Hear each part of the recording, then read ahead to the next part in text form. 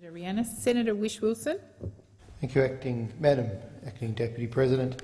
I'd like to quote you. It's late on a Thursday night, and I know what it's like to sit in a chair for nearly an hour.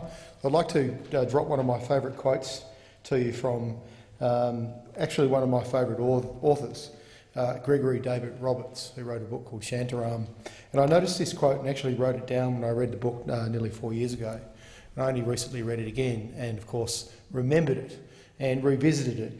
And he said in the book that the only thing more ruthless and cynical than the business of big politics is the politics of big business. And when the two come together, they're an unstoppable force. I've been thinking a lot about that quote in recent weeks. A classic example of it today, carbon legislation, carbon repeal package getting voted down, good public policy getting voted down by the business of big politics and the politics of big business coming together. And we're about to see it very clearly with the mining tax repeal. We've seen it in the chamber this week with the FOFA regulations which were snuck through on the weekend while we were all our way from Canberra to support the big banks and what they wanted in terms of financial regulation. So what does he mean exactly by the business of big politics? No, there's no answer to that. It's all open to interpretation. But what I think the author means is the business of big politics is getting elected. It's getting your party into power, doing what it takes.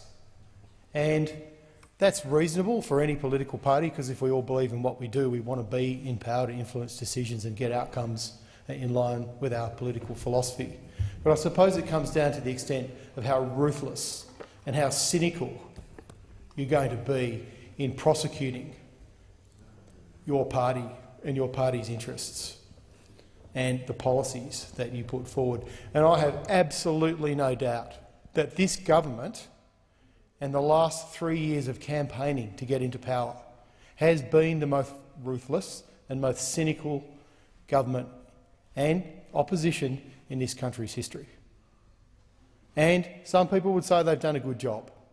Some people will say, well, it's worked. They managed to get into power, they managed to help destabilise our opposition here tonight alongside the Palm United Party and the Greens being Labor. But if it's at the expense of good public policy and the public interest, then it's a very sad day for our country when we're seeing a political party putting their own interests ahead of the interests of the Australian people. A political party that will do anything and say anything to grab power. And what about the politics of big business? Well, that's actually pretty straightforward. The politics of big business is doing what it takes, influencing who you need to influence to make more profit, to look after the interests of your business and your shareholders. Now, I see Senator Bushby mumbling over there. And, Senator Bushby, you understand as well as I do, it's enshrined in corporations law for a company to make returns for its shareholders. The number one thing a corporation is designed to do, and it's enshrined in law, is to make profits for shareholders, to maximise wealth, to be precise. To maximise wealth, to be precise. Now, that's not necessarily a bad thing in itself, but if the interests of that company, especially if the interests of that company are taken up by legislators and put ahead of the public interest, then that is a bad thing. And we all know the special interest theory. We all learn it at university. It's pretty well accepted. It's not just that these companies will lobby aggressively to get what they want and donate to political parties. Through you, Madam Acting Deputy Chair, I'll take that interjection from Senator Cash on Graham Wood, because it's exactly what I'm talking about. Graham Wood made a donation to the Australian Greens. $1.7 million, Senator Cash, through you, Chair. $1.7 million to contribute to a campaign to take action on climate change. This is a really important point. That donation was made not for any self-interest, but to take action on climate change. It's very different to your donors, Senator Cash, through you, Chair. Very different for the big banks who've given you money to repeal the FOFA reforms, or the mining companies who donate to get a carbon tax and a mining tax repealed to maintain their subsidies, and we know they were in lobbying Treasury. There's several words I wanted to say to enhance that, but I don't think I'm allowed to say them in the chamber, but lobbying the Treasury very hard to get these concessions. That's understood in the special interest theory. But what's not as well understood in this theory is the fact that most voters, most citizens, can't invest the time to understand the issues that are at stake because they're too busy with their lives. And the special interests know this, and they prey on it, and they make it more difficult by making issues complex. One of the classic things they do is they advertise. They put out misinformation and they run campaigns to get what they want. Does that sound familiar, Madam Acting Deputy President? Well, the previous Prime Minister, Kevin Rudd, would be familiar with that because he got knifed in the back because of what the mining companies did to the Labor Party. The pressure they put on him and a leadership change and the watering down of this mining tax that we're looking at and debating the repeal of tonight. And I have no doubt that, and the Greens have said it ad nauseam, we wanted the mining tax fixed. We wanted it taken back to the original Henry tax review, and we wanted the tens of billions of dollars it would bring into this country to help pay for schools and help pay for hospitals. But we didn't have the political conviction in this country and in this chamber to fix it. Now it's going, and the opportunity to levy a fair tax on the resources, the mineral wealth that are owned by all Australians has passed us by. I have said this in previous speeches, but I know no one in here was probably listening to them, so I'm going to say it again. But I did attend Ken Henry's very last public talk, the exact minute he retired. It was at 6 o'clock on a Friday night at the University of West Australia. And he got up to speak, and we introduced him as the Head of Treasury. And then, as the clock struck 6, he became citizen, Mr Henry, no longer in his position. And he gave a great speech. And at the very end of the speech, we went to question time, and a young student said to him, "What do you think, Mr Henry, is the biggest challenge facing this country? What do you think is the biggest challenge?" And he said, "A lack of political conviction for reform." And it's his Henry review that recommended this super profit tax that we're debating here tonight, albeit in a watered-down form, but it is his reform. And I really wonder how he feels tonight and today when he looks at this country. And he also said to that young student, "I hope the bright young students in this crowd go into politics and public service and change the future." And he talked about climate. He talked about action on climate change. It's all on record. That also has been torn up today because of the ruthless, cynical politics of the Liberal National Party. They do anything, say anything, lie, deceive to get yourself into power. And this is good policy. It is some of the most significant structural reform seen in this country in decades. An attempt to use the best economic tools possible to price carbon pollution.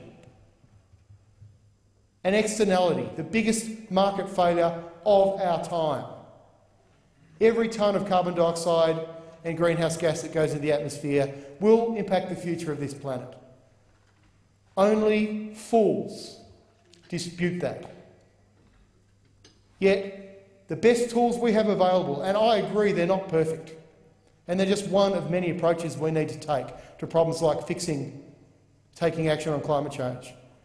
These tools have been employed, and now they've been ripped up because someone, the Prime Minister of this country, made a promise to an election that he knew, if he played his cards right, might get him elected. It's got nothing to do with whether it was good policy or not. In fact, I watched a YouTube clip of him a couple of nights ago saying he supported a carbon tax when it suited his ruthless, cynical political agenda within the Liberal Party. And let's go back and think about this mining tax and the carbon tax today. And what happened in 2010? Now, I ran with Senator Milne on the Senate ticket in 2010 in Tasmania. And I wasn't here for the shenanigans that went on in Parliament, but like most Australians, I watched from a distance. And I remember the negotiations with Prime Minister Tony Abbott, with the crossbenchers, with the Greens, and I remember Labor's negotiations. And when the Prime Minister didn't get to power, and we all remember the famous quote that ex-MP Tony Windsor said that the Prime Minister had said he would do almost anything to get power, but he didn't.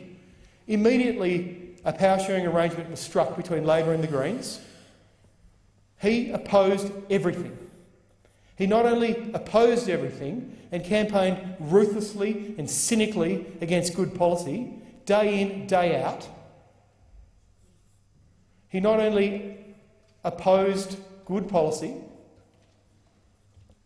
he continued over the next 3 years to lie and deceive the Australian people. He has conned the Australian people. And we're about to find out the extent of that con when people don't get money back on their electricity bills and their cost of living doesn't change one iota.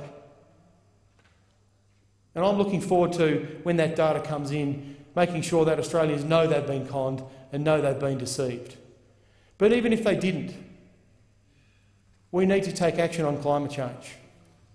It is the moral challenge of our generation. And when I think about the special interest theory, and I think about the lengths that businesses will go to, the politics of big business to get what they want,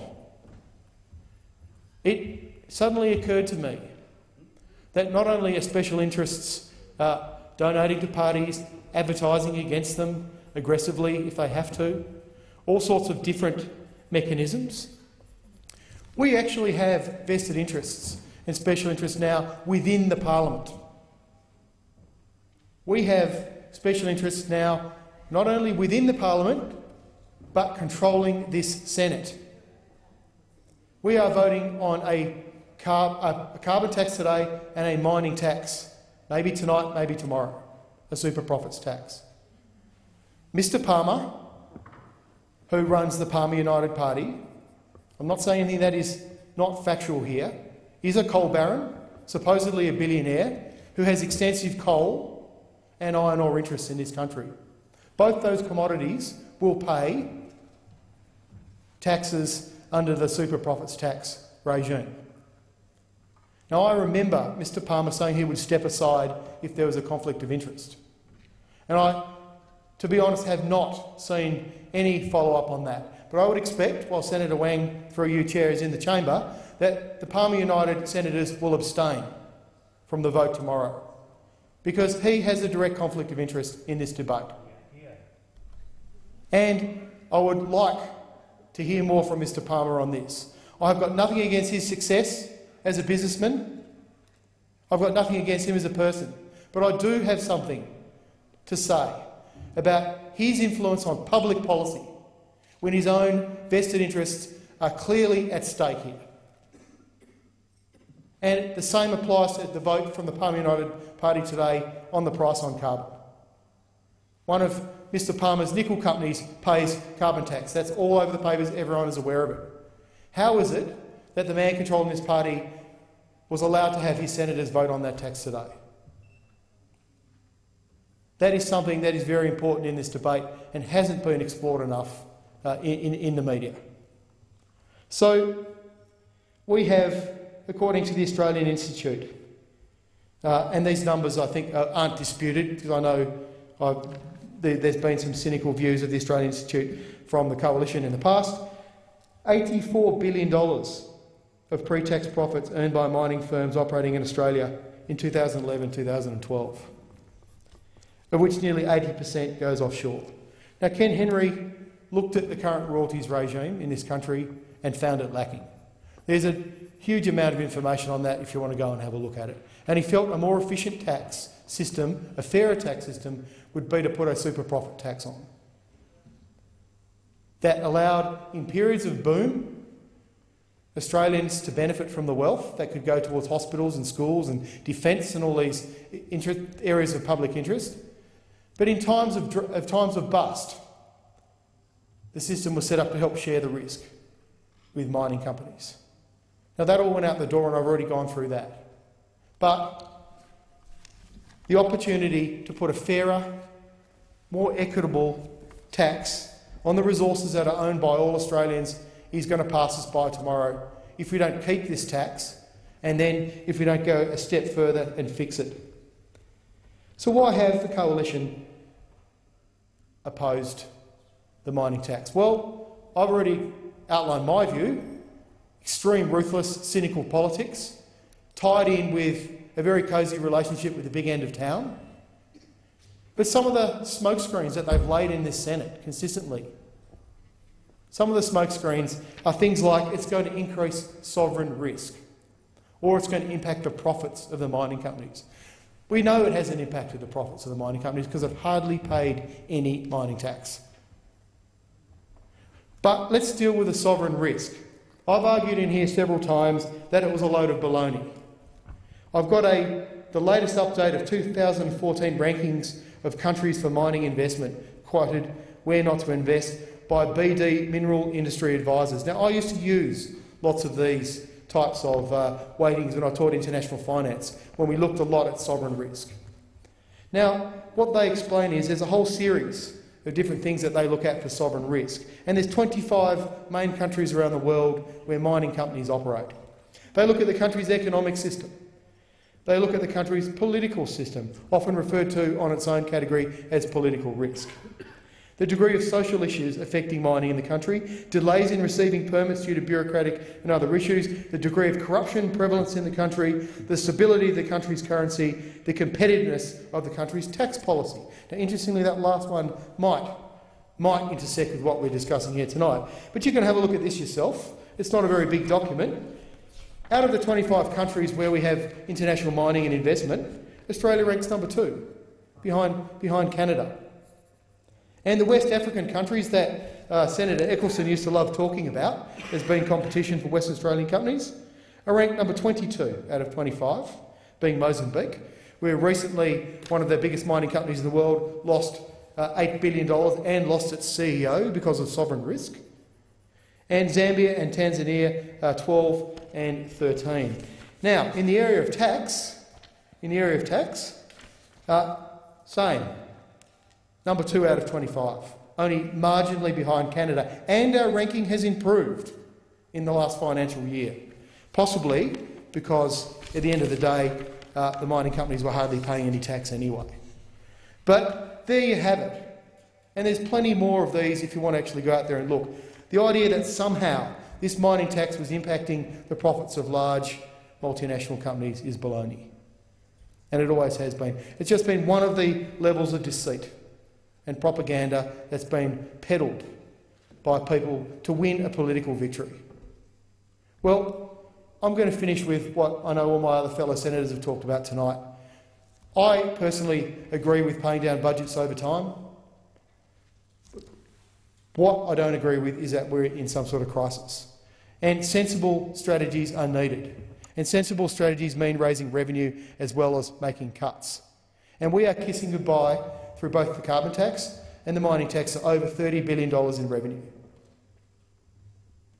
Why? Because of someone's ruthless and cynical political agenda. Taxing bads like pollution and levying taxes on common pool resources are perfectly reasonable, efficient, logical taxation systems. And Mr Henry, Mr Garneau, we can list the eminent names who have supported this, all agree, but it matters a damn in this place. And sadly, it's very likely that we are going to see the mining tax lost tomorrow and the opportunity to actually get this right and get the money together, like we've seen in Norway and other countries, for sovereign wealth that we can actually use to invest in innovation, in technology, in new industries, in our hospitals, in our healthcare system. Instead, we are now taking money off the people who can least afford it. And we are giving money to the big businesses who make the most profit and who can survive on a more effective, higher tax regime.